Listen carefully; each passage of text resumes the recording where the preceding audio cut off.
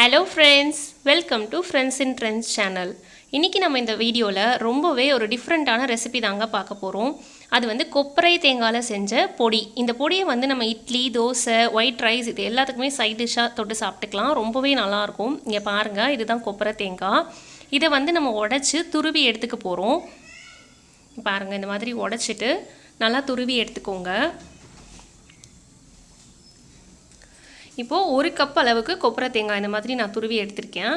அதுக்கு ஒரு 8லேருந்து 10 மிளகாய் எடுத்துக்கோங்க. இந்த மிளகாய் வந்து காரம் ஜாஸ்தியாக இருக்கும், அதனால நான் ஒரு 7-8 அந்த அளவுக்கு எடுத்திருக்கேன். உங்கள் காரத்துக்கு ஏற்ற மாதிரி நீங்கள் எடுத்துக்கோங்க. 1 டேபிள் ஸ்பூன் கடலைப்பருப்பு, 1.5 டேபிள் ஸ்பூன் உளுத்தம்பருப்பு, தேவையான அளவுக்கு கல்லுப்பு. இவ்வளோதாங்க பொருள், தேவையான பொருட்கள். இப்போ எப்படி செய்கிறதுன்னு பார்த்துடலாம். அதுக்கு ஒரு கடாயில் ஒரு 1/4 டேபிள் ஸ்பூன் அளவுக்கு எண்ணெய் விட்டுக்கோங்க. இது வந்து வெறும் காஞ்ச மிளகாயை வறுக்கிறதுக்காக மட்டும்தான். இந்த மாதிரி எண்ணெய் நல்லா சூடானதும் அதில் நம்ம எடுத்து வச்சுருக்க வரமிளகாவை போட்டு நல்லா வறுத்து எடுத்துக்கலாம். ரொம்ப தீஞ்சிட்டாலும் அந்த பொடி நல்லா இருக்காது, கசப்பு எடுத்துரும். பார்த்து நல்லா மிதமான தீயில் வச்சு வறுத்து எடுத்துக்கோங்க. இங்கே பாருங்கள், இந்த அளவு கரெக்டான ஸ்டேஜ் நல்லா வதங்கியிருக்கு. இப்போ இதை எடுத்து தனியாக வச்சிடலாம். இதே வாணலியில் இப்போது 1 டேபிள் ஸ்பூன் அளவுக்கு கடலைப்பருப்பையும் அது கூடவே 1.5 டேபிள் ஸ்பூன் அளவுக்கு உளுத்தம்பருப்பையும் சேர்த்து ஒன்றாவே நம்ம வறுத்துக்கலாம். நல்லா மிதமான தீயில் வச்சு கை விடாமல் வறுத்துக்கிட்டே இருங்க. நல்லா கலர் மாறி வரணும். உங்களுக்கு வறுக்கும் போதே அந்த வாசனை வந்து நல்லா வரும். கொஞ்சம் கலர் மாறட்டும், பொன்னிறமாக மாறி இருக்கு பாருங்கள். இப்போ இந்த மாதிரி கை விடாமல் நல்லா வறுத்துக்கிட்டே இருங்க. நீங்கள் தனித்தனியாக கூட வறுத்து எடுத்துக்கலாம். இது குவான்டிட்டி வந்து ரொம்ப கம்மிங்கிறதுனால நான் ரெண்டுத்தையும் ஒன்றாவே சேர்த்து வறுத்துக்கிறேன்.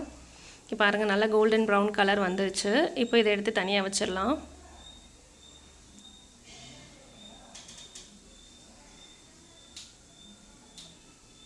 இது உடம்புக்கு ரொம்பவே ஹெல்த்தியான ரெசிபி கூட.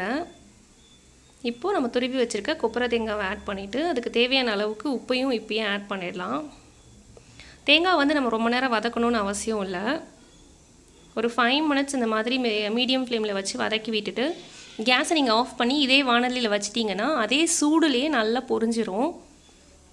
பாருங்கள், தேவையான அளவு கொஞ்சமாக கல் உப்பு ஆட் பண்ணிக்கோங்க. நம்ம அதை தூள் பண்ணி நம்ம அரைச்சிட்டு தேவைப்பட்டால் நம்ம அப்புறமா கூட சால்ட் ஆட் பண்ணிக்கலாம். ஸோ இந்த ஸ்டேஜில் ரொம்ப கம்மியாகவே ஆட் பண்ணிக்கோங்க. இப்போ நல்லா கலர் கோல்டன் ப்ரௌன் கலரில் மாறி வந்திருக்கு. இப்போது நம்ம கேஸை ஆஃப் பண்ணிவிட்டு இந்த வாணலிலே அப்படியே விட்டுடலாம். இந்த சூட்லேயே இருக்கட்டும். நல்லா ஆற விட்டுட்டு நம்ம வந்து இதை அரைச்சிடலாம். இது ஆறிக்கிட்டே இருக்கட்டும். அதுக்குள்ளே நம்ம வறுத்து வச்சுருக்கோம் இல்லையா, அந்த வரமிளகாவை தூள் பண்ணி எடுத்துக்கலாம். ஃபஸ்ட்டு இந்த மாதிரி தூள் பண்ணி எடுத்ததுக்கப்புறமா இது கூட நம்ம வறுத்து வச்சுருக்க பருப்பு, கடலை பருப்பையும் உளுத்தம் பருப்பையும் சேர்த்து அது கூடவே நம்ம தேங்காவையும் சேர்த்து அரைச்சிட போகிறோம்.